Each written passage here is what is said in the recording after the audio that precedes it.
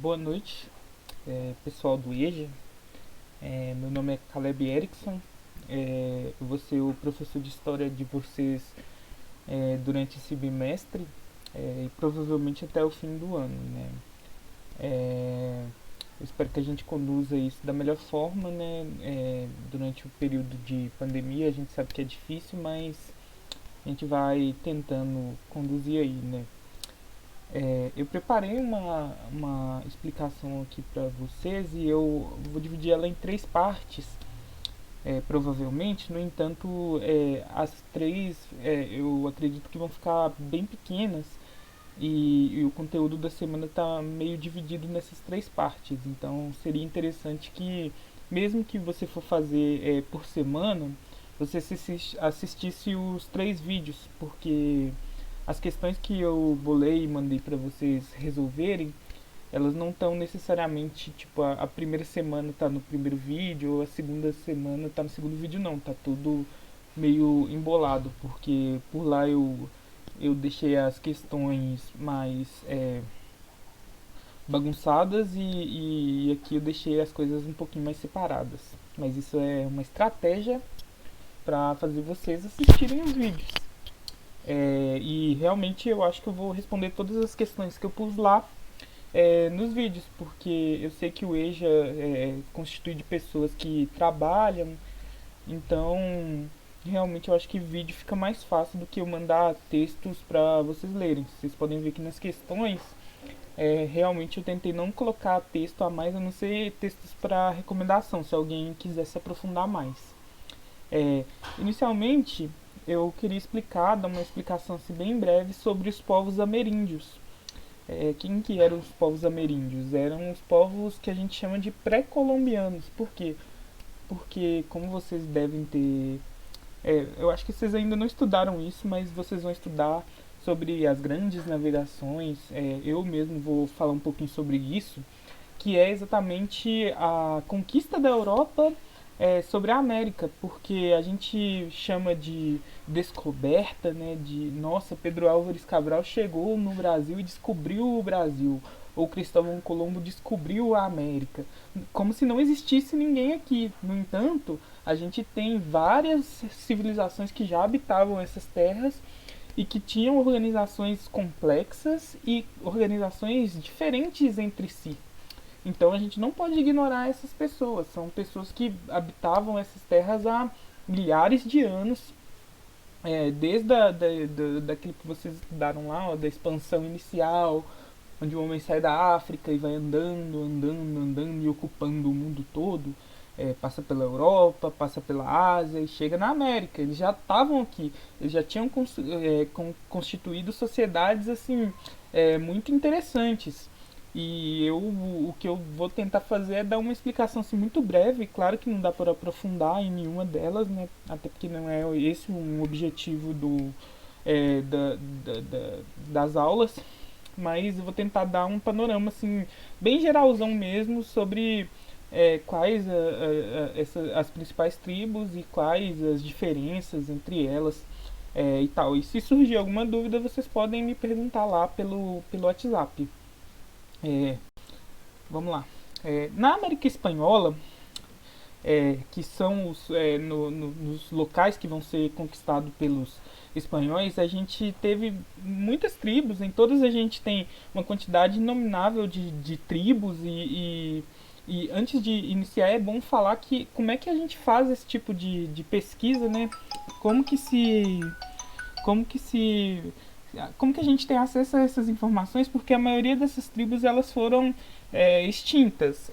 A gente tem realmente um genocídio, então a maior parte dessas culturas foram perdidas na história e a gente já tem acesso a elas por meio da antropologia, que são a tentativa de assimilar a cultura dessas tribos através dos seus descendentes, né? Então hoje existem algumas tribos e você vai tentando fazer pesquisa com essas tribos para tentar chegar no que era anteriormente. E principalmente através da arqueologia.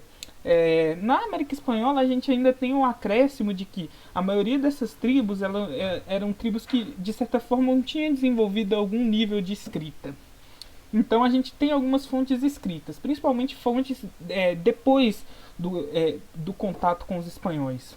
Então, por exemplo, os astecas, que era uma tribo importante, eles têm alguns códices que servem hoje como fonte para a gente entender. É claro que a maior parte dessas coisas foi perdida. No entanto, a gente ainda tem alguma coisa. Já na América Portuguesa é muito mais difícil porque as tribos eram muito mais nômades do que na América Espanhola. Então fica ainda mais difícil, realmente só por arqueologia, registros assim muito precários arqueológicos, então fica muito mais difícil. Mas vamos lá. Na América Espanhola a gente tem inicialmente os Olmecas, que foi uma tribo assim que a gente tem muito pouco registro dela, a gente só sabe basicamente que ela existiu porque existem registros arqueológicos. Eles habitavam especialmente não, né, fixamente ali no México. E eles vão servir como se fosse de abertura, assim, foi a primeira sociedade organizada a deixar registro, e eles desaparecem assim meio que do nada. Não se sabe muito como eles apareceram, como viviam ou como desapareceram, só se sabe que eles existiram. A gente tem os maias já são tribos que deixaram maiores registros. A gente sabe, por exemplo, que os maias guerreavam bastante entre si. A gente tem um calendário maia, a gente sabe alguma coisa da agricultura maia. O calendário é muito interessante porque ele inclusive tem um registro de como o mundo deveria ter surgido e um registro de como o mundo iria acabar. Não sei se vocês se lembram, mas em 2012 a gente teve o fim de um ciclo maia. Então muita gente achou que o mundo ia acabar.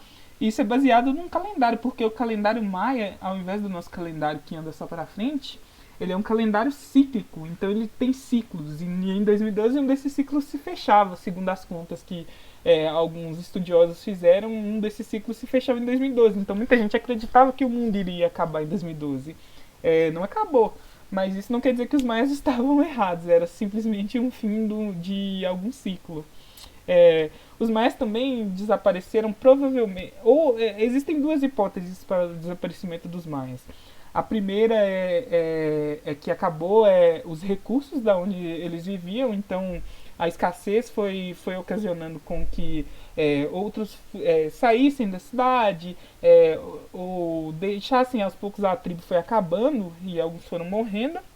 E também existe uma hipótese de ter sido a cidade destruída por outras tribos que eram nômades e chegaram, destruíram tudo e depois foram embora. Então essas são as duas principais hipóteses para o desaparecimento dos maias. Já os astecas são a tribo que a gente tem realmente mais informação. Até pela influência que ela tem no México de hoje. Se a gente for pensar, o México de hoje é um país que ainda reabilita muito a ascendência deles asteca, a ascendência deles indígena. Existem vários sítios arqueológicos e cidades mesmo preservadas no México sobre a cultura asteca. A gente tem muito conhecimento sobre a religião dos astecas, a gente tem conhecimento sobre um deus, por exemplo, chamado Quetzalcóatl, que é uma serpente emplumada, assim, muito bonita, que a gente pode ver em diversas representações mexicanas. E os astecas, eles foram realmente uma tribo assim que desenvolveu uma cultura muito rica e desenvolveu principalmente a questão do Estado. Eles unificaram o Estado, construíram grandes cidades. A cidade de Tenochtitlan, que era a principal cidade, né, Azteca, ela chegou a ter 1 milhão de membros, e a tribo Azteca chegou a ter 6 milhões, então 1 milhão só na capital, numa cidade assim. Eles construíram várias pirâmides que existem até hoje, vocês podem pesquisar, que são realmente ótimos destinos turísticos aí, ó, pro pós-pandemia, para quem quiser ir. Realmente eu recomendo, eu nunca fui, mas sei lá, me parece um ótimo destino. Por fim, eu coloquei ali os Incas. Os Incas não são tribos que habitavam o México. Os Incas são tribos que habitavam a América Espanhola no sul. eles habitavam principalmente a região ali dos Andes, que compreende uma parte do Chile, no Chile mais é Alpes, né? Mas principalmente ali na região do Peru. É, os Incas também desenvolveram uma grande civilização com cidades, uma hierarquia social muito interessante que, inclusive, essa hierarquia vai ser reaproveitada pelo Império Espanhol. Eles vão basear um pouco dessa hierarquia para submeter os Incas ao regime de trabalho. Então tem essa pergunta lá, ó. Quem está vendo o vídeo já vai saber responder essa pergunta lá, ó. Essa é uma grande diferença entre o Império Espanhol e o Império Português, porque o Império Português ele teve que meio que fazer do nada. Não tinha organização nenhuma aqui nas tribos achadas no Brasil, já no Império Espanhol existia, então eles inicialmente reaproveitaram e depois mataram todo mundo, tô brincando, mas mataram uma grande parte da população. E os Incas eles tinham uma organização social muito interessante que as tribos eram meio que submetidas militarmente inicialmente, mas depois elas tinham certa autonomia, mas obedeciam a um estamento central. Então é muito interessante realmente a história dos Incas. Você tem grandes imperadores Incas como o Tupac Amaru, que foi um dos últimos ali da resistência contra os espanhóis. Eles resistiram à ocupação espanhola, à colonização. A maioria deles morreram, mas mesmo assim hoje ainda a gente tem grandes resquícios, né? Machu Picchu é uma cidade inca, para quem quiser visitar também, dizem que é muito caro, mas com certeza deve valer a pena. Então essas eram as tribos existentes ali na América Espanhola, né? São tribos realmente muito instigantes para a gente. Agora, na América Portuguesa, a questão das fontes fica ainda mais difícil. Por quê? Porque na América Portuguesa não se desenvolveu uma civilização unificada. O que a gente tinha eram diversas tribos, principalmente ali na região amazônica, que estavam muito distantes entre si e que falavam línguas completamente diferentes e que guerreavam muito entre si. Isso complica demais. Por quê? Porque os registros arqueológicos são muito escassos e os registros escritos são mais escassos ainda.